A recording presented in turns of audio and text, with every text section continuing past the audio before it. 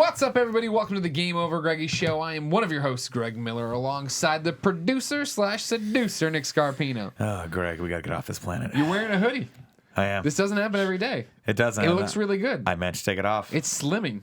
It's it on looks now. good on you. Now it's gonna stay. Good. I'm glad. You should wear more hoodies. It's a little. It looks. James Pierce. Yeah. Can you fix his side, Greg? What's wrong with One his of his strings is out and the other string's not. Oh, I hate that. I said he said me. You keep talking. You know, it's a typical San Francisco day where you look outside and it looks really warm, and then you walk outside and it's ice cold.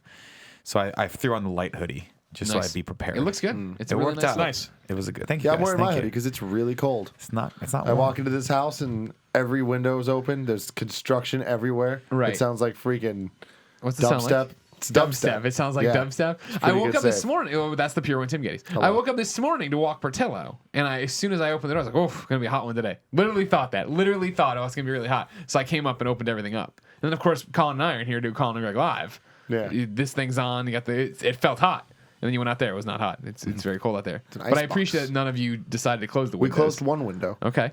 To stop the You're noise. welcome to close them all, when something happens. If it ever rains, please close the windows. Okay. Don't just say they were open, so this is how doesn't Greg, rain in California. Greg and Colin wanted. It's true. Over here, Pride of Long Island, Colin Moriarty. Hello, good to be here with you today. It's good to be here with you, Colin Moriarty. Thank you.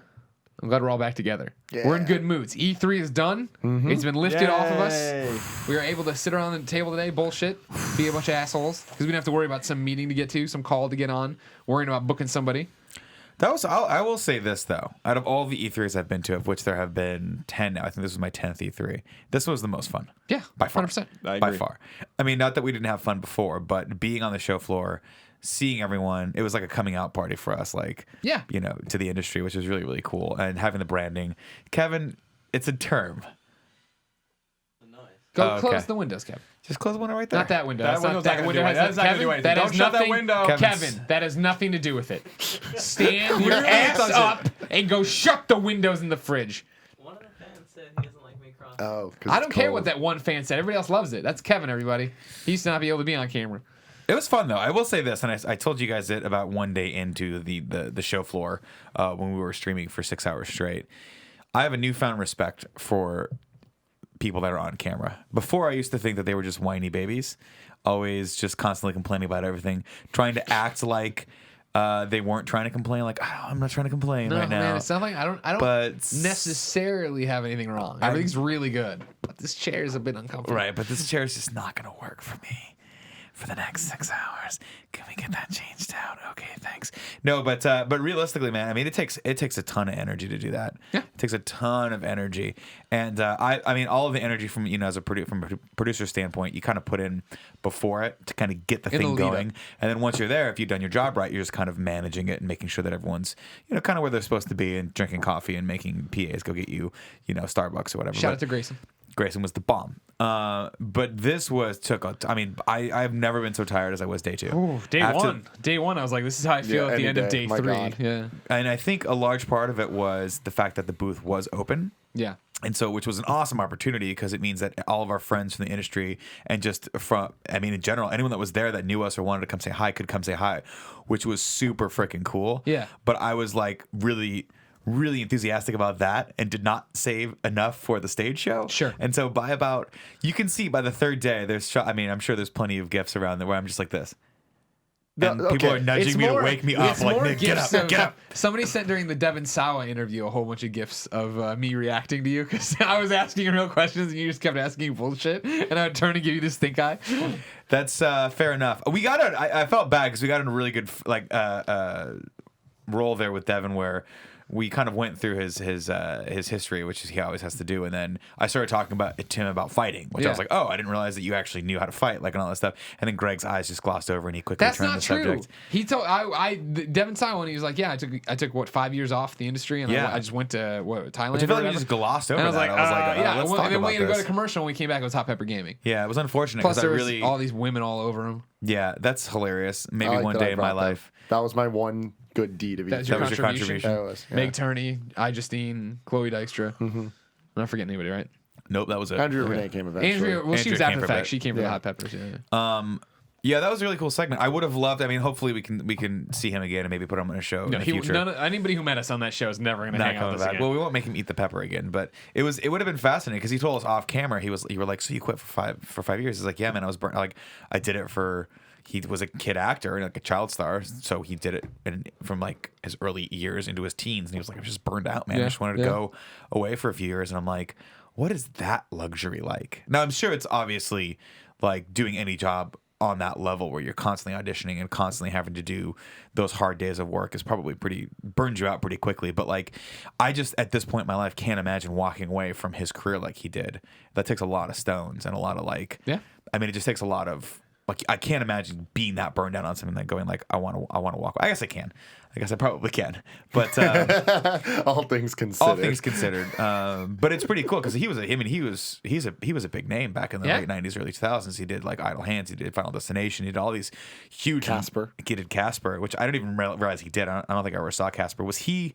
He was the little boy. The little boy. Spoilers. Casper becomes a boy for a bit. Oh. He's a friendly ghost. But wasn't he Casper's voice too? Was Didn't he? Go both ways? Probably. That would make sense. Yeah, I think that's how it worked. And what's crazy is we started talking about Slackers, which is my favorite of his movies, which actually I don't think was a very big success theatrically. I loved it. I thought it was it's one of those movies that's definitely a sign of the times where you go back and it's like, to me, it was not on this level, but very much like a Ferris Bueller's Day Off, but for the 90s. Sure. Where it wasn't about the like, we can do everything in the 80s, screw the parents. It was more like, hey, we're sort of like this disenfranchised generation in the 90s and we're just basically cheating our way through life because that's what we can do. It's a great film, but he said right after that, he's like, yeah, right after Slackers, man, I quit. And I was like, oh, and then Greg's like, well, we got to go to commercial break. And I'm like, shit, I want to talk to him more about this. So hopefully we'll see him at Comic-Con. I don't think he's coming this year, but we'll never see him again. No. Like I said, there's restraining orders from him and Brandon Routh now. Ralph did not know what he was getting himself into. No, not at all. But he was a good sport. Great. They were all great sports. Ladies and gentlemen, if you didn't know, this is the Game Over Greggy show. Each and every week, 4, sometimes 5 best friends gather on this table. Each bring a random topic of discussion for your amusement. If you like that, throw us a few bucks at patreon.com/kindafunny, and we'll give you the show for free, not for free, early each and every Friday. Then if you don't want to give us any money, no big deal. Go to youtube.com/kindafunny, where we break it out topic by topic, day by day, until we post the entire thing on the following Friday on MP3 services, and of course, youtube.com/kindafunny. Colin. Yes. You requested to go first today. I didn't, but we were talking. I think I have 2 topics today, which is weird, and I don't know why. Very so this weird. might be the worst of all viewed of People all. like of calling the... topics. I'd like to think that that's true. But statistically, didn't we find out that wasn't true? Well, statistically, I had the weakest topic ever, Sure. which was the cold cuts episode. That's now, the one. again, not to lament on this, that should have been one of the strongest topics. Because if you've ever had a good slice of cold cuts, a good slice of prosciutto, or gabagool, Oh, you got something like like gabagool? you just remember that for the rest of your life. I Sure, mean, it's a life-changing thing. Obviously, people out there in America and in the UK don't understand what a good cold cut is. I'm sorry, you live a horrible life. Now, Damn. just to be fair, there's a difference between eating this meat and watching 4, sometimes 5 guys discuss the meats. I don't understand. So you got 2. I have 2 topics, so we'll do the deeper and darker one first. So there's a happy one coming. Yeah, there is. There's a spectrum from Colin Moriarty. So, as I'm sure everyone knows by now, there was a terrible, racially inspired shooting in Charleston, South Carolina, during the waning days of E3, and it took me a couple of days to really like it wasn't until Saturday or Sunday that I really started reading about it. Right? we were busy. We were on the floor. I saw it on Drudge and just on AP and stuff, but I was like, I haven't really delved into it. People were talking to me and asking me about it on. Now, can you catch us up on this because I'm not as caught up on this as I should. A young white man in his early 20s went into a historically black church in Charleston for a Bible reading, sat there for a while, actually, like for the Bible reading, then started saying things, racially motivated things, and killed 9 people in the Bible reading, shot a couple of other people. Some people played dead to survive and stuff like that. He got away, and then there was an all-points bulletin obviously put out on him, and he was captured. He surrendered and has basically admitted it, I think. So he's gonna, fry. I don't want to get too much into the crime itself because, it's, first of all, it's a sad and tragic and awful thing. That shows indeed that racism is just certainly not dead in the United States, which distresses me greatly. But there's one specific aspect of the shooting and of where it happened, and a symbol of Southern pride for some people, and that's the stars and bars, the Confederate flag. Now, this isn't, and I don't want to get into the weeds in history. This isn't technically the Confederate flag. That's Robert E. Lee's like battle flag, but it's what you know. It's what you know of the what you Confederate think of flag. when you think the real Confederate flag is like a circle with stars and like 3 stripes. Right. But this is what you think of when you think of the Confederacy. This is the flag you see. It's the X, like it's red with blue X's and stars. It is what you see in your mind. This is the Dukes of Hazzard on top of exactly Generally. the General Lee. exactly. Great car. And I'm curious about what your guys' take is on the fact that in many Southern states, ex-Confederate states, that they still fly this flag, and it's actually worked into some of their state flags. In South Carolina in particular, it was just flown by itself outside of the state courthouse. Or out of the state capitol, I should say, in Capitol buildings. I'm just curious what you guys think of this symbol, because I've spent a lot of time in the South, and I've always had a viewpoint on this. And I'm curious what you guys think of the fact that in the United States in 2015, there are states and there are people, individuals, that proudly fly the flag of another country when that country was founded from the remnants of part of the United States, and we fought a civil war over it, and then they were obviously put down and beaten, but the symbol persists. What is it, 150 years after the end of the Civil War? So I'm curious what you guys think of the Confederate flag, and if you guys think it's a symbol of racism and bigotry, and if so, what do you do about it? I mean, I think that stuff kind of comes with it, you know? So whether or not it actually stands for it, to some people it does, and some people that... There are racists that have that flag, you know, in front of their house and all that stuff. And it's like, so whether or not you're a racist and you have that causes a lot of problems, because you can't disassociate from that. And like, that has a lot of identity with it, you know? And I don't understand how it's okay to have that nowadays. I feel like that's definitely like a talk shit get shot type thing, where it's like, don't do that, you know? Like, why be dickholes like that? Well, I think to a lot of people, it's less about the racist connotation and more about just the Southern pride that goes behind it, right? And I feel like that's, you know, it's to a lot of Southern states, it's just it's a symbol of identity of like, we are the South, we are strong, we have I mean, you can't discredit the fact that people in Southern states have huge amounts of pride from where they're from, and to have a symbol of that, I can appreciate that. Having said that, yeah, it's impossible to get away from that connotation though, and so for me, you know, I probably wouldn't fly anything like that if we had something in California. Luckily, we just have the bear, who looks very peaceful, even though they're terrifying animals. Real life bears would kill you. They would kill you in a heartbeat. But I don't know that I would fly it. You know, I think you know it's hard. It's difficult. It's obviously complex. Aren't they trying to take it down? Yeah. Is that in Charleston? Yeah. Yeah. Which is fascinating. That was actually more of a fascinating story for me, because they've been trying to do it for like 9 months or something crazy like that. I can't remember. Well, it's been longer than that, this argument about what to do with this flag. Yeah. And that's the thing, is I think you're saying like you wouldn't fly, and I think that's the problem we run into, is that I think, when I see the flag, what do I think of? As a man raised in Chicago who then went to Missouri, who then came out here, I see it as, yes, it's a bad thing to me. It has a bad connotation to me. It reminds me of the Civil War. It reminds me of all these struggles. It reminds me of Hicks, or, you know, people who are going to be racist, or all this different stuff. I'm from outside of that, though. To a Southern person, I can totally understand the idea that this is something that is pride and heritage, and your family had it, and you had it in their house, and before them, your grandfather, and you know what I mean, you go further back, and obviously you get to eventually the point of Confederacy, and this is what it stands for. But then as it goes forward, it does become this thing of Southern pride, and it doesn't mean that to me, and da da da. I get that, but that would be like me saying I was raised saying the N-word all the time, which I wasn't. But it'd be like me saying I'm raised, so that word doesn't mean that to me. That's not what it means. Yeah. It's like how in college I had to stop calling things gay, because I finally met gay people, and they were like, that's offensive, and I know you don't mean it to be offensive, but it's offensive to me. And you're like, that's a great point. I don't want to hurt your feelings. I don't want to do this. I need to understand what the F word to a gay person means, when to me and my friends it just meant, oh, don't be stupid. You're being stupid right now. You know what I mean? But then you get the heritage behind that, and you're like, holy shit, the history behind that word. And you're like, fuck, I never want to say that again, and I'm very sorry I ever did. You didn't mean it that way, but there's a history there, and there's that carries weight and heft to it. I mean, you nailed it. Like, that's exactly how I feel about it. And what you were saying with the symbol of the South and all that stuff, it's like, yeah, it's one thing to be prideful, but like it's a different thing to be prideful about something that's bad. Like that, even if you're proud of it, it's like you shouldn't be. You know, like get a new symbol, figure it out. And like that sounds stupid, but it's like figure out something else. And too. I understand how it becomes this spinning hornet's nest thing for somebody who it doesn't mean that to them. This flag is just about Southern pride and who we are and all these different things. And I've never left the South, and I don't understand the other point of view. So now it literally is outsiders again coming here to part of the country that is historically shit on. You know what I mean?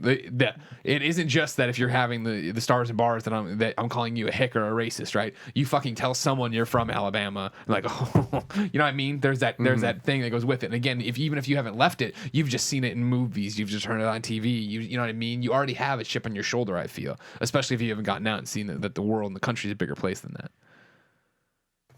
Yeah, I feel like my opinion on the stars and bars is like the Civil War was the first thing I became really fascinated with when I was a kid in history. It was like I'm obsessed with the Revolution, the Revolutionary War now, but it really started when I was young. I was actually really obsessed with the Civil War, and I was so obsessed with it, I actually got tired of it by the time I was like in middle school. Like, I don't really care anymore. I'm over the Civil War, teach. Well, just like I knew everything about it pretty much, like on an even pretty granular level at some point, and then I was just like, yeah, it's fun, and I like reading about it. I took classes and Who stuff. was the general for the North? Gotcha. He got you. There's a lot of generals for the North, but the one you're thinking of is U.S. Grant, of course. Not Rob Stark. Boom. Lincoln asked Robert E. Lee to be the general, and he said, Virginia is my country. And then he went to the South. Damn. Big mistake.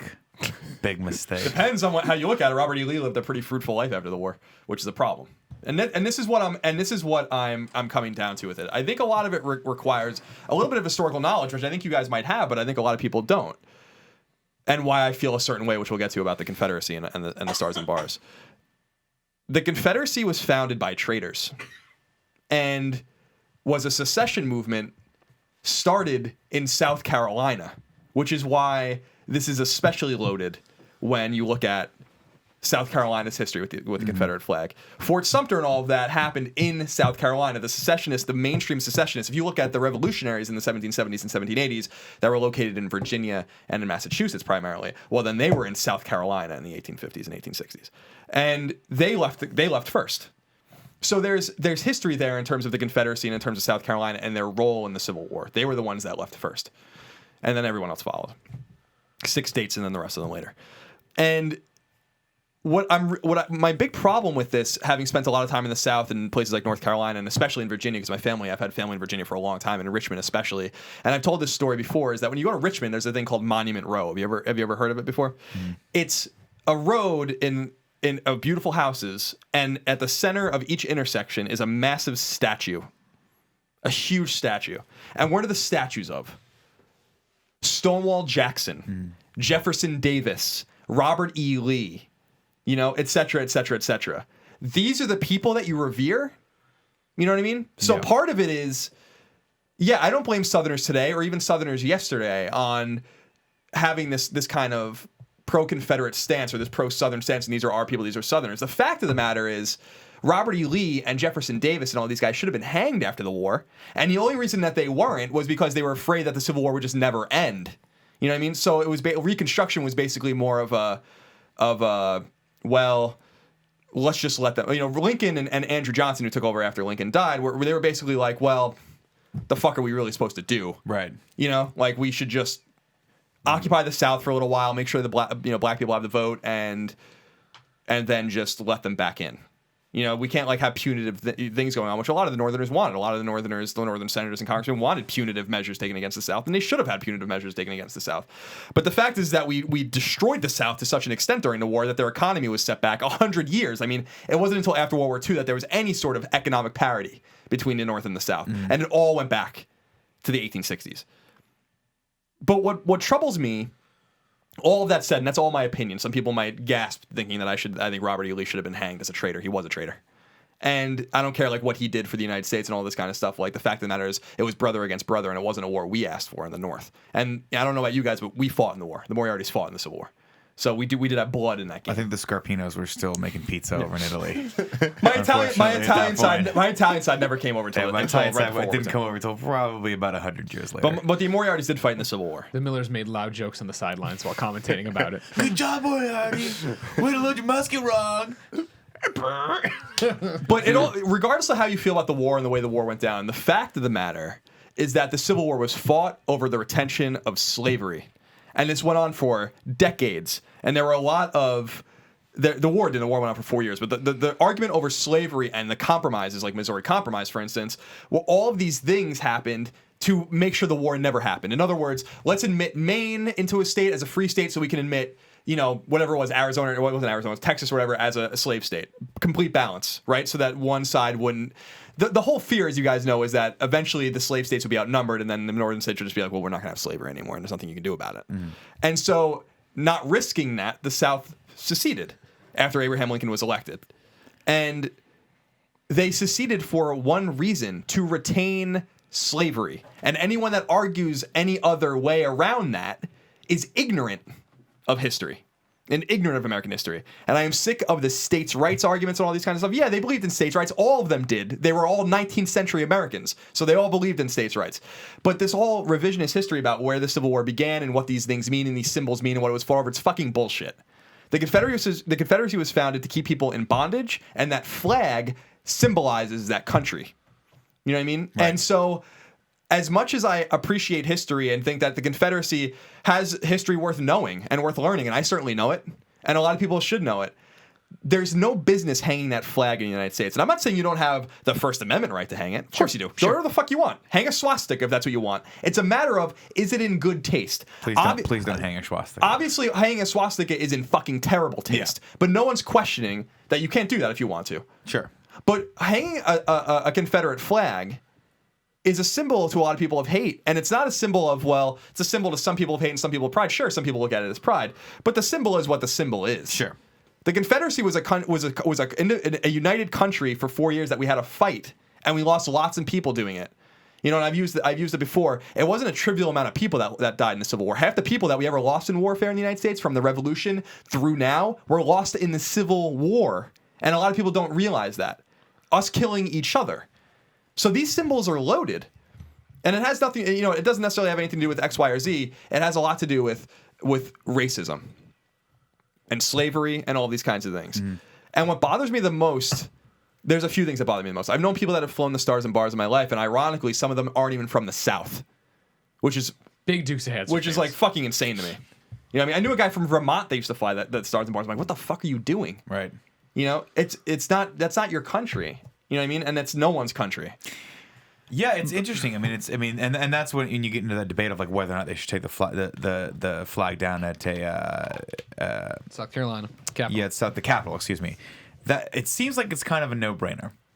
The problem is, it goes back to I feel for the South. We talked about it in an episode. I love the South. We love the South. South's awesome. Adore but it. Growing up, I remember it was just taking it on the fucking chin all the time. So that's where it bred this separate nation to what it still is, where people look at that flag and connect more with that flag than the American flag, right? Because they were banded together and fuck everybody else. Because I'll never forget when we came down after we graduated high school, we piled in an RV, drove down to Apalachicola, Florida, and hung out there and did whatever. And I remember going through some of the shops, and we walked in there one time, and we were looking through this guy's shops, and it was like a normal strip mall shop of like touristy goods or whatever. And the guy's like, "Oh, hey, where are you from?" I'm like, "Oh, we're from Chicago." And he's like, "Oh yeah, we had some of your relatives down here not too long ago." And I was like, "Oh yeah, how long ago?" He's like, "About 140 years ago." And then he pointed up at the flag, and it's "South will rise again" over the Confederate flag. It's just like, dude, get the fuck over it. What are you talking about? You know what I mean? Like, none of us were thinking that until you did that. You should have like this. How'd that end up for you? The South will rise again is totally a thing, because it's like how some of them feel, right? And the fact that they've been pushed around for so long, like you're talking, the economy's decimated, so there's fucking years and years of bad blood down there. That doesn't go away overnight, even if it is now that people are like, "Oh yeah, South's great." It's like, well, we were still garbage forever. You know what I mean? That's why we made our own heroes and why we idolize these same people and put so much in this one flag that isn't the American flag. Yeah, and I understand that whole point of view. All I'm saying is that that's a point of view, and it's a valid point of view for people to have. All I'm saying is that the reality of the situation and the reality of what that flag is and the reality of the Confederacy and what they were doing and why they were founded and what they did, is history. Yeah. It's not an opinion. You know what I mean? And Yeah, but how many people? I mean, that's the problem with most people today, right? Is they don't really know or care. They just see a symbol for some stupid reason. They align themselves with it and they go for it. They don't really.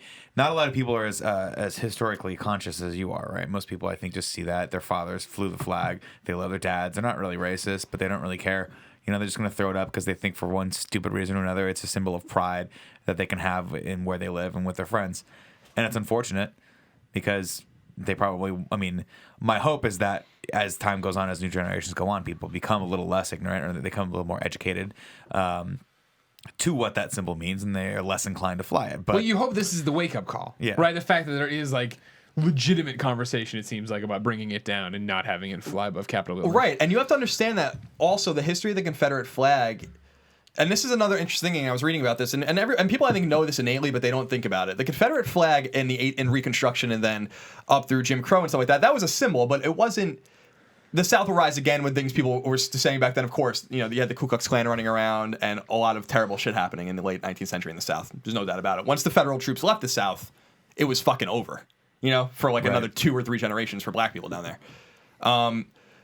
But it wasn't until segregation and then integration in the 1950s and 1960s when they were trying to be like separate but equal is unconstitutional that they started flying that flag again in the South.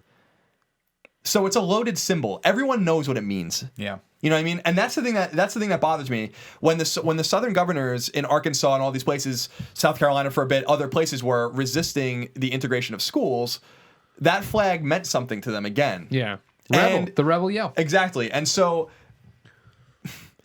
I don't understand how, like, I'm not saying you can't fly that flag, you can't have it in your house. I don't care what you do. All I'm saying is that understand why, especially black people in this country, you know, you want to talk about an historically shit upon group. I'm not so much thinking about the fucking Southerners. Yep. You know what I mean? Yeah. And to me, it's like, understand that that's what it means. And sometimes it's like what I don't want to necessarily draw this comparison completely, but it reminds me of the argument about the 9/11 mosque. Do you guys remember this when they were building a mosque down by Ground Zero? Mm-hmm. And some people were like, is that in good taste or is that in bad taste? My whole argument was like, I don't think we can have this like religious bigotry forever in this country, so it's not really like the end of the world. But a lot of people are just like, it's not a matter of is it legal or illegal. It's is it in good taste? You know what I mean? And I'm like, okay, that's an interesting argument. I still think it's in fine taste. But with this particular thing, it's like this is a loaded symbol, man. And with a country that is has such deep-seated racism in it still, unfortunately, it doesn't help the South. It hurts the South. When the South continues to want to differentiate itself from everyone else, even though we let them back in, like I said, we let everyone back in, you know? And we were talking about Robert E. Lee and Jefferson Davis. They both lived fruitful lives after the war. Can you imagine? Could you fucking imagine that? You know what I mean? I think Robert E. Lee was like the president of a college. You know what I mean? Yeah. It's like... Yeah. It's like unfathomable to me. I don't wish death upon anyone, but I cannot believe that they weren't rounded up and at least thrown in prison. If not, you know, tried for treason and executed. Yeah.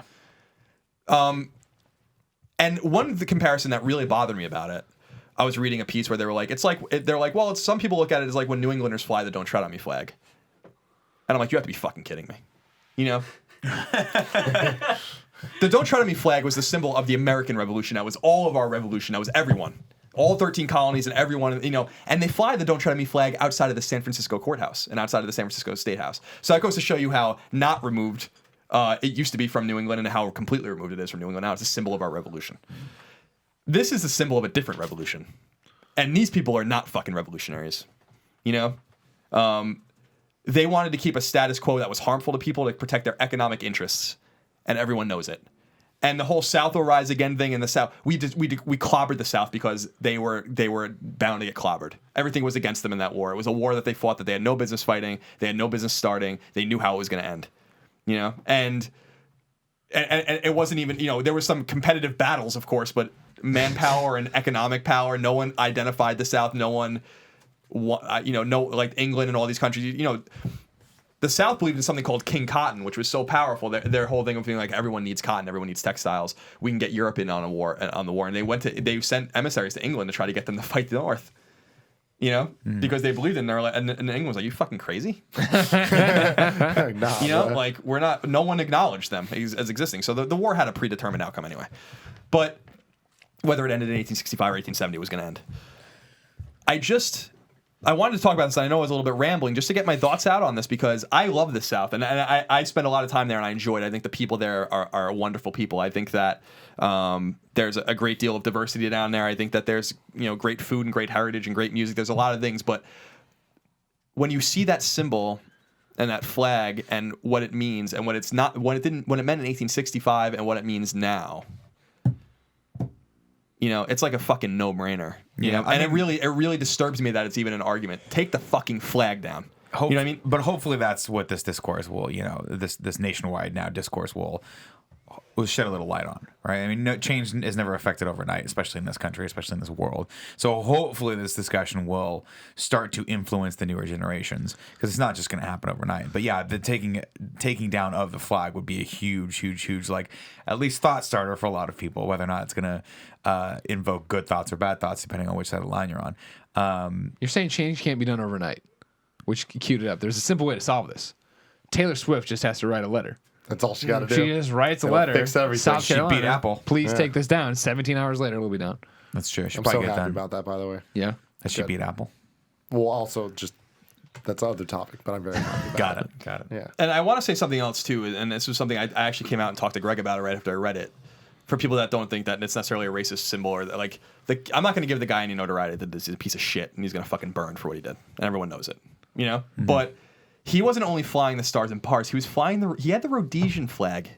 And when I saw that, I was like, "What's the Rhodesian flag?" Rhodesia is apartheid South Africa, like the white country. Okay, got it. And I'm like, you have to be fucking kidding me. You know what I mean? Like, no one saw this shit and was like, there's something wrong with this man. You know what I mean? So that's just another aside or whatever, where like these symbols are loaded and they mean something. And when you see those two symbols next to each other, fucking alarm bells should go off in your head. Right. That something might not be right. When you have a Rhodesia flag and a Confederate flag next to each other, that typically means something. Mm-hmm. So that's just another thing. And I want to say, and we said it after it was Ferguson, right, when we had our last kind of conversation about race. I am sorry to the black community in this country. You know what I mean? Like, this is fucking out of control.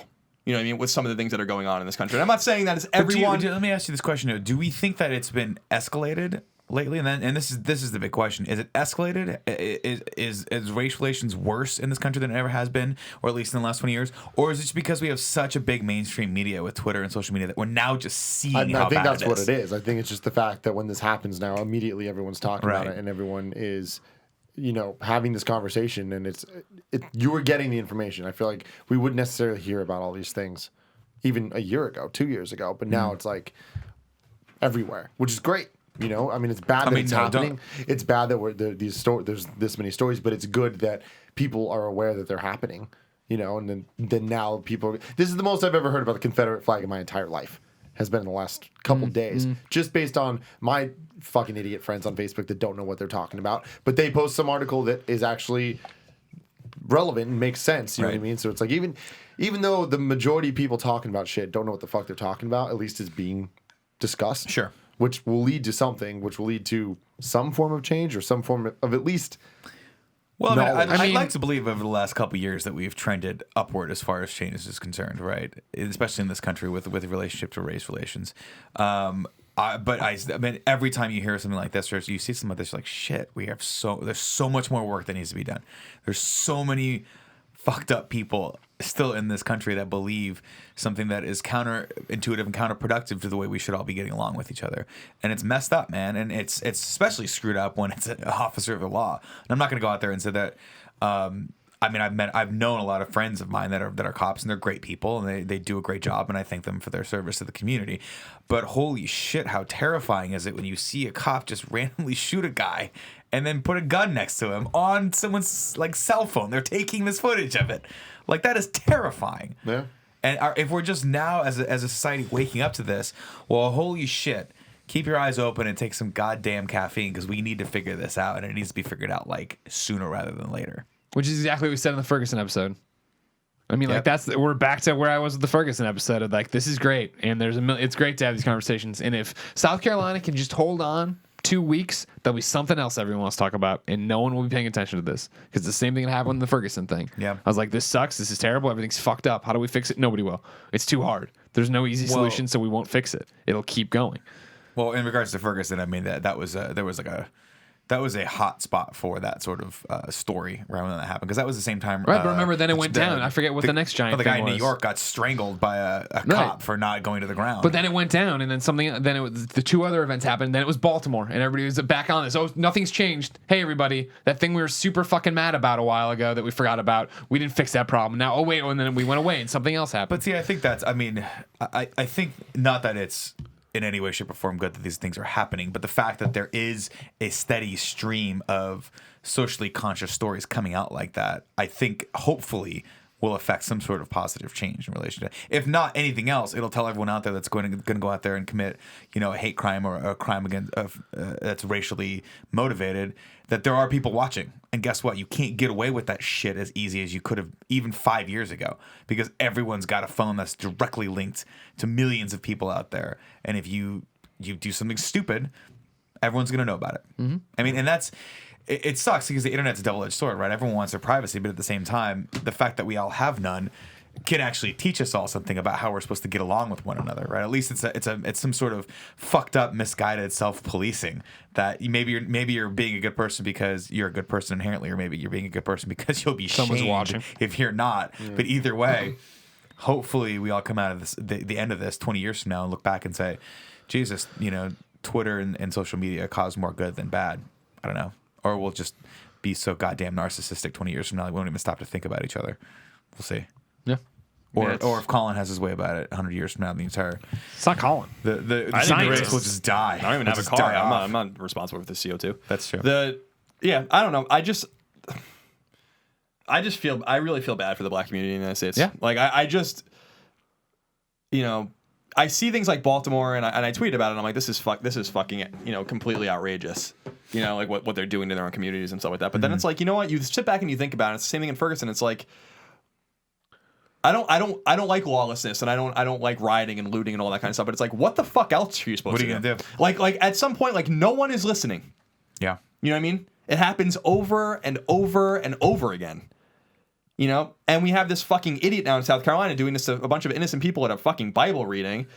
And then you have like some symbols. It's like maybe if the Confederate flag wasn't fucking pushed in his face when he was a kid by whoever fucking rah-rah assholes were around him, whether he was a kid or when he grew up or whatever, and people injecting this shit, and he sees it outside of a state house, so he's like, well, it's a legitimate symbol. Right.